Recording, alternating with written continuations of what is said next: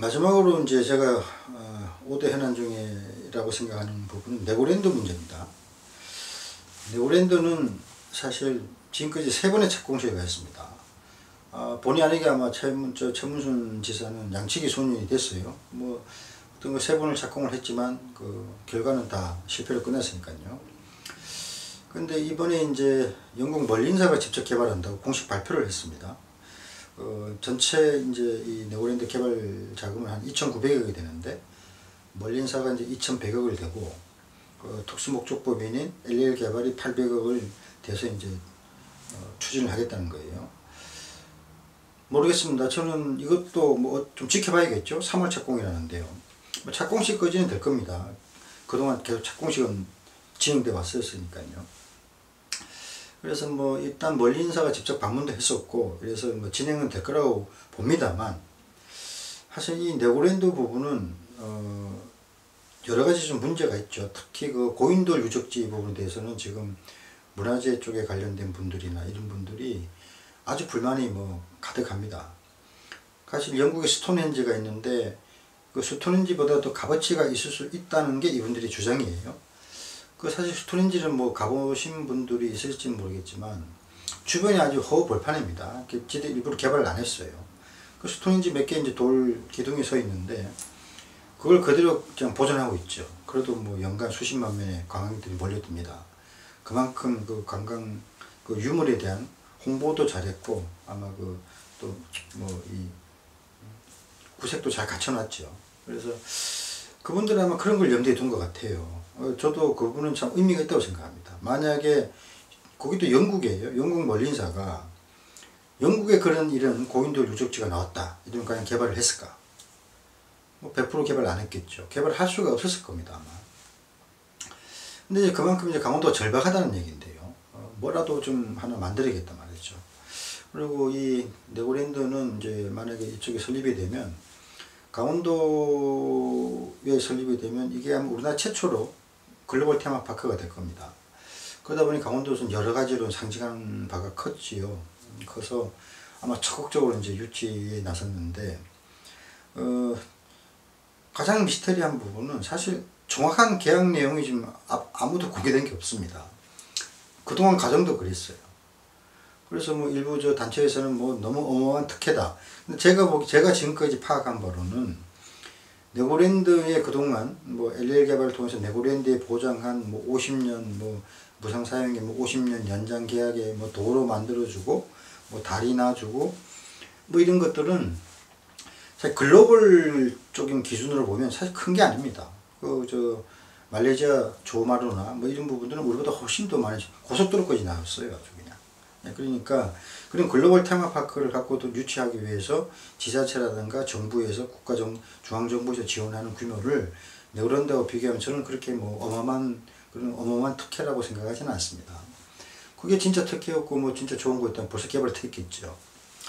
그래서 뭐 어쨌든 간에 이번에 하여튼 이 네고랜드 부분은 멀린사가 직접 개발에 나섰고 또 거기에 이제 강원도의회도 800억 LL 개발 통해서 이제 추가 지출한 것에 대해서는 또 승인을 했죠. 그래서 아마 탄력이 붙는 것 같습니다. 근데 제가 염려하는 부분은 그 부분이 아닙니다. 제가 염려하는 부분은 네고랜드가 완성되고 난 이후입니다. 첫째, 네고랜드가 경쟁력이 있을까요? 이건 애들을 상대입니다. 그죠? 지금의 일본 나고야의 네고랜드가 저희보다 늦게 시작해서 완성이 됐죠. 근데 그쪽 지역만 봐도 이 반응이 애들한테 좀 최적화되어 있는 것 같다. 그래서 네고랜드 쪽도 이번에 성인을 대상으로 한 뭐 여러 가지 그 테마를 만들겠다고는 하지만 근본적으로 아이들 눈높이에 맞춰져 있는 것이 이제 네고다. 이런 점에서 이 지속성이 있을까? 이런 점이 하나가 염려가 되고요. 그 다음은 좀 네고랜드의 고립 효과입니다. 이 고립 효과란 뭐 글로벌 테마파크가 다 그런 문제가 있죠.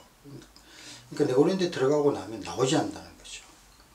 과연 그 네고랜드 입장객들이 다시 춘천시나 이쪽으로 나와서 지역경제에 좀 활성화에 도움이 될까? 이런 부분은 뭐 나고야도 그렇고요. 그리고 뭐 또 도쿄 디즈니랜드나 뭐 이런 사례를 보면 그게 좀 만만치가 않은 것 같습니다. 그렇게 되면 좀 춘천시 한데는 조금 약간 문제가 될 수도 있습니다.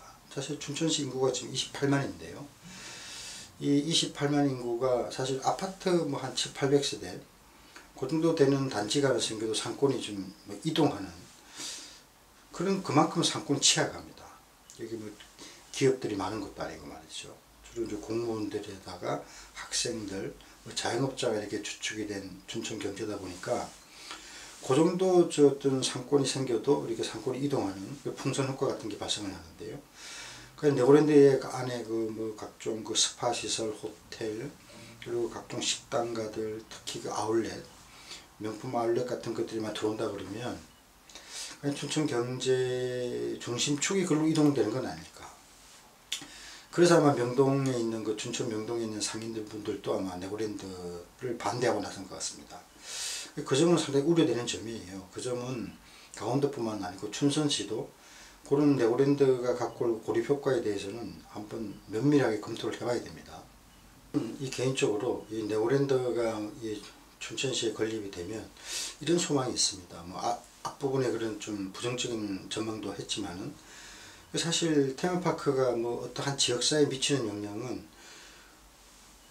어떤 세금 형태, 뭐 법인세가 됐든지 뭔 그런 것 차원에서 뭐 고용효과 이런 부분에서 일정 부분이 있겠지만 지역경제에 미치는 영향은 확실히 한계가 있는 것 같습니다. 그 부분은 우리 비근한 남이섬 같은 경우 봐도 남이나라 같은 경우 봐도 그렇고요. 그게 가평시에 미치는 영향은 거의 없단 말이죠. 그리고 용인에 있는 에버랜드만 봐도 그렇습니다. 완전히 고립된 세계죠. 그래서 이런 부분을 사전에 다 인지하고 있기 때문에 거기에 대해서 좀 면밀하게 좀 검토를 하셔서 이거를 지금 춘천 시내에는 이 마임축제라든가 인형축제 같은 어떻게 보면 내구와 좀 약간 일맥상통하는 그런 아주 유명한 축제들이 있습니다.